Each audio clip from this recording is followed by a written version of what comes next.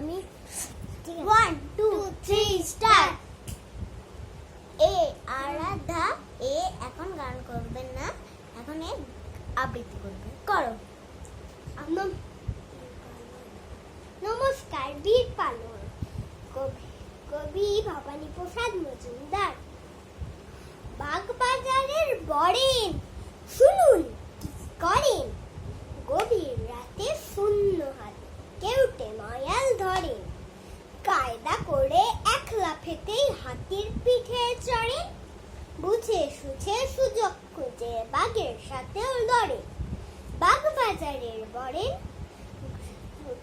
রাত দুপুরে ঘুমের ঘরে অনেক কিছুই করেন, দিন দুপুরে ইঁদুর দেখে ভয়ের চোটেই মরেন। নমস্কার।